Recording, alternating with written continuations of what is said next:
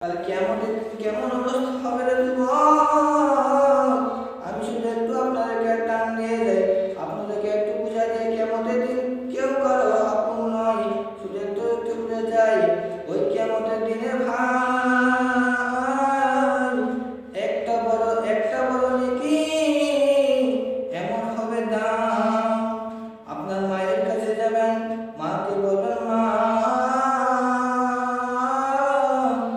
আমি দুনিয়াতে কিছু চাই না, তুমি দিদা, আজকে আমি একটা নেকি চাইছি, আমাকে একটা নেকি দাও। ওই একটা নেকির বাবদে আমি আজকে জাহান্নামে যাচ্ছি। ওই মা ডাক দিয়ে বলল, সন্তান, আমার কোনো দুনিয়াতে কোনো সন্তান ছিল না, আজকে আমরা এই আপনার মা আপনাকে তখন বলে যাবে, তখন বলবে আমার তো দুনিয়াতে কোনো সন্তান ছিল না। তখন এই আল্লাহকে ডাক দিবেন, আল্লাহ আমার বাবার কাছে যাব, দেখি আমার বাবা কিছু দেয় কিনা। ওই সন্তান যখন ওই বাবার কাছে যাবে, বাবাকে ডাক দিয়ে বলেন, বাবা আমি দুনিয়াতে কিছু চাই না, তুমি পিতা, আজকে আমি একটা কিছু চাচ্ছি, আর আমাকে একটা দাও। সেই বলবেন, কি চা বলো। তখন ওই ওই সন্তান বলবে, বাবা আমাকে একটা নেকি দাও, ওই একটা নেকির বাবদে আমি জান্নাত যেতে পারি না। ওই বাবাও তখন ওই কিয়ামতের দিন তখন বলবে, আমার কোনো দুনিয়াতে কোনো সন্তান ছিল না। তখন আপনি ভাইয়ের কাছে যাবেন, ভাইকে বলবেন, ভাই দুনিয়াতে তুমি যদি কিছু মারামারি হইলে আমি আগে যেতাম, আজকে আমি আমার কাছে আগে আসো। সেই ভাই বলবে, বলো কি বলো। সেই সেই ভাই বলবে, আমাকে একটা নেকি দাও, ওই একটা নেকির বদলে আমি জান্নাত যেতে পারি না। ওই ভাইও বলবে, আমাদের দুনিয়া কোনো ভাই ছিল না, শুধু একটা নেকির বদলে আপনাকে তখন পরিচয় দিবেন। তাহলে কিভাবে আমরা দুনিয়াতে ব্যস্ত হয়ে গেছি? এত ভাব কিসের, এত অহংকার কিসের? আপনি মনে দেখেন আপনার দেহটা বলে পচে সব সারকার হয়ে যাবে। আজকে আমরা এই দুনিয়ায় এই অহংকার করে আমরা মনে করি আমি ছাড়া কোনো দুনিয়া চলে না, আমরা এটা মনে করি। কিন্তু আপনি আজকে মনে দেখেন আপনার আত্মীয় স্বজন, আপনার বেবি বাচ্চাগণ সবাই আপনাকে বলে যাবে, আপনাকে মাটি দিবে, মাটিতে 3 দিন ইমদাদ করবে, 40 আর কি করবে, কি করা যাবে না। অনেকে প্রশ্ন করেন, হুজুর 3 দিন ইমদাদ করা যাবে কিনা।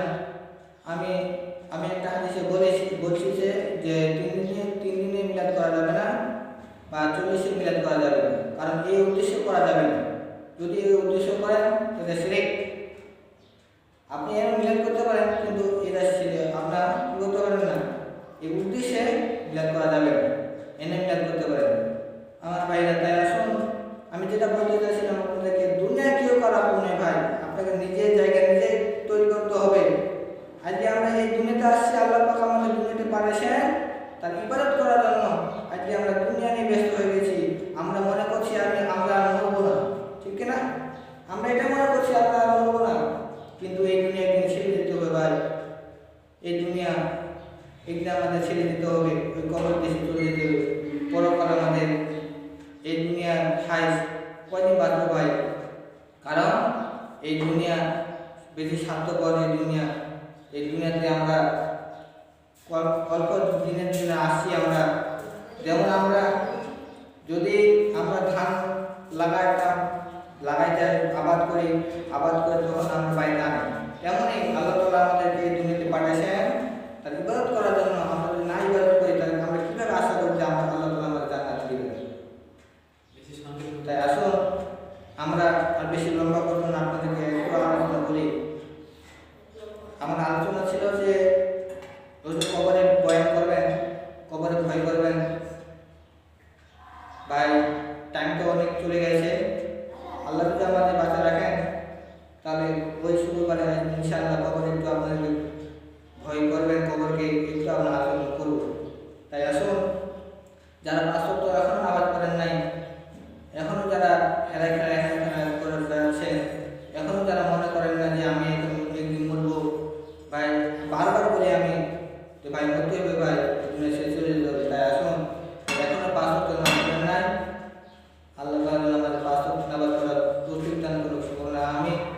আসসালামু আলাইকুম